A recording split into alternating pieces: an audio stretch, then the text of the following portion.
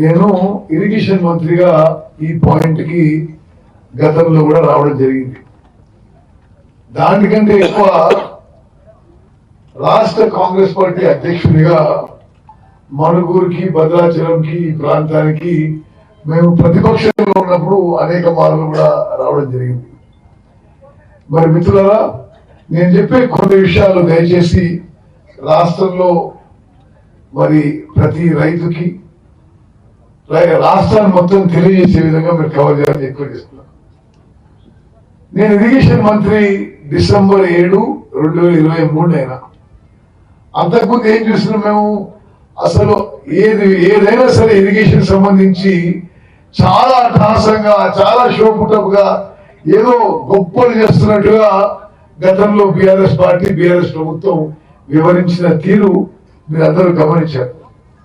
మేము వాస్తవంగా ఇరిగేషన్ శాఖ నడిపించడం మొదలుపెట్టి చూస్తే ఎంత నష్టం చేసిందో తెలంగాణకి గత బీఆర్ఎస్ పార్టీ, బీఆర్ఎస్ ప్రభుత్వం స్పష్టంగా అవపడుతుంది. మీరు గోదావరి నది మీద చూడండి, కట్టిన తుమ్మడి ఎత్తి దగ్గర అంతకుముందు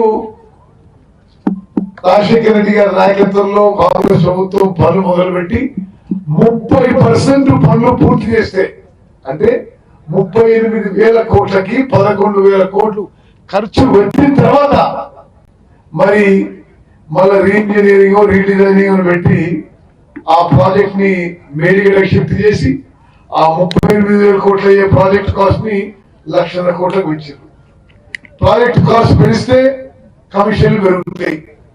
మరి ఆ ప్యాటర్న్ ఏదైతే ఉందో, తుమ్మడి ఎత్తు నుంచి మేడిగడకి షిఫ్ట్ చేసిన ప్యాటర్న్ మరి ఇక్కడ కూడా సీతారామ ప్రాజెక్ట్ విషయంలో కూడా మరి మిత్రుడు భట్టి విక్రమార్క గారు స్పష్టంగా చెప్పారు. గతంలో రాజీవ్ సాగర్, ఇందిరా సాగర్ ప్రాజెక్టు మొదలుపెట్టి ఏ విధంగా కేవలం 1,500 కోట్లతో పూర్తయ్యే పనులు పూర్తిగా వదిలేసి ఇప్పుడు 19,000 కోట్లతో సీతారామ సాగర్ ప్రాజెక్టు, 4,500 కోట్లతో సీతమ్మ సాగర్ బ్యారేజ్ వర్క్లు చేపట్టాల్సిన అవసరం వచ్చింది. కానీ ఈ కాంగ్రెస్ ప్రభుత్వం గౌరవనీయులు ముఖ్యమంత్రి రేవంత్ రెడ్డి గారి నాయకత్వంలో, ఉప ముఖ్యమంత్రి గారు భట్టి గారి నాయకత్వంలో, అదేవిధంగా మీ జిల్లాకి చాలా సమర్థవంతమైన నాయకత్వం ఉంది. రెవెన్యూ మినిస్టర్ పొంగులేటి శ్రీనివాసరెడ్డి గారు, అగ్రికల్చర్ మినిస్టర్ తుమ్మల నాగేశ్వర గారు వాస్తవంగా రాష్ట్రాన్ని నడిపిస్తుంది మీ జిల్లానే. మరి ఈ ఇరిగేషన్ ప్రాజెక్టులు తూచా తప్పకుండా మరి పూర్తి చేస్తామని చెప్పి కూడా ఈ సందర్భంగా నేను మనం చేస్తున్నా. అంటే గతంలో పొరపాట్లు మీకు తెలియజేసి పొరపాట్లు జరిగినాయి, కానీ మరి ఉమ్మడి ఖమ్మం జిల్లాకి గోదావరి నదీ జలాలు పుష్కలంగా పారే విధంగా మేము మా సంపూర్ణ కృషి ఉంటుంది, సాధిస్తామని చెప్పి కూడా నేను మనం చేస్తున్నాం. అదేవిధంగా మీరు దేవాదులు చూడండి, వాళ్ళ 10 ఏళ్ల హయాంలో దేవాదుల ప్రాజెక్టు పూర్తి చేయలేదు. ఇప్పుడు ఆ పెద్ద మనుషులు మాట్లాడుతుంటే సిగ్గుపడాలి. మీకు ఒక లెక్క చెప్తున్నాను. ఆ 10 ఏళ్లలో ఇరిగేషన్ పై 1.81 lakh crores 1.81 lakh crores ఖర్చు పెట్టి కాళేశ్వరంలో నామమాత్రం ఆయకట్టు కూలిపోయింది. దేవాదుల వాడు అధికారంలో వచ్చిన రోజు పెండింగ్ లో ఉండే, వాడు దిగిపోయిన రోజు కూడా పెండింగ్ ఉండే. మరి ఈ సీతారాం సాగర్ ప్రాజెక్ట్ విషయంలో 8,500 కోట్లు ఖర్చు పెట్టిర్రు, ఒకే ఎకరా కూడా ఆయకట్టు ఇవ్వలే. మరి ఇది వాళ్ళ ఘనకార్యం అని చెప్పి నేను మనం చేస్తున్నా. అదేవిధంగా అటు కృష్ణా నదీ జలాలు చూసినా మరి పాలమూరు రంగారెడ్డి ప్రాజెక్టు మీద 27,500 కోట్లు ఖర్చు పెట్టి ఒకే ఎకరం కూడా ఆయకట్టు కొత్తగా ఇవ్వలే. కల్వకుర్తి, నెట్టెంపాడు, భీమా, కోయిల్ సాగర్ ఏవి వాళ్ళు అధికారంలో వచ్చిన రోజు మరి పెండింగ్ లో ఉన్న ప్రాజెక్టులు తీరిపోయాల్సిన కూడా మరి పెండింగ్ లోనే ఉన్నాయి. అదేవిధంగా ఎస్ఎల్బిసి టనల్ పనులు, డిండి వర్క్స్, గౌరవెల్లి రాష్ట్రంలో మరి వాళ్ళు పూర్తి చేసిన ప్రాజెక్ట్ ఒక్కటి కూడా లేదు. ఇది సీతారామ సాగర్ ప్రాజెక్ట్ కూడా వాళ్ళ పనితీరు నిదర్శనం ప్రమాణం చేస్తుంది. ఇంకో విషయం మీరు గమనించాలి, యావత్ తెలంగాణ రాష్ట్రం రైతులు గమనించాలి.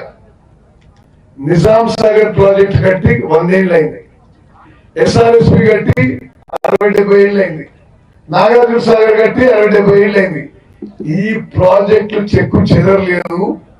అసలు పూర్తిగా మరి అన్ని దశాబ్దాల నుంచి మంచిగా నీళ్లు ఇస్తుంటే వాళ్ళు కట్టిన కాళేశ్వరం ప్రాజెక్టు 3 ఏళ్లలో 2016 మొదలుపెట్టి 2019 మరి పూర్తి చేసిన అంటారు.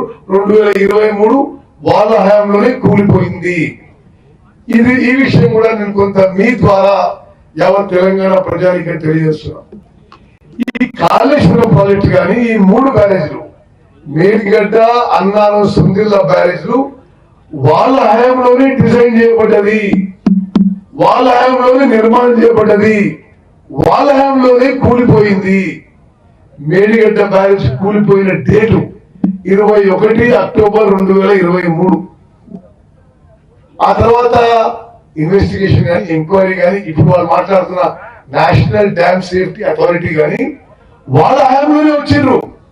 వాళ్ళ హయాంలోనే నవంబర్ 1, 2023కి ఒక ప్రాథమిక రిపోర్ట్ ఇచ్చి దాంట్లో ఆ 3 బ్యారేజెస్ కి డిజైన్ లో పొరపాటు ఉంది, నిర్మాణంలో పొరపాటు ఉంది, అదే విధంగా మెయింటెనెన్స్ లో పొరపాటు ఉంది, అందుకోసమే ఇది కూలిపోయింది.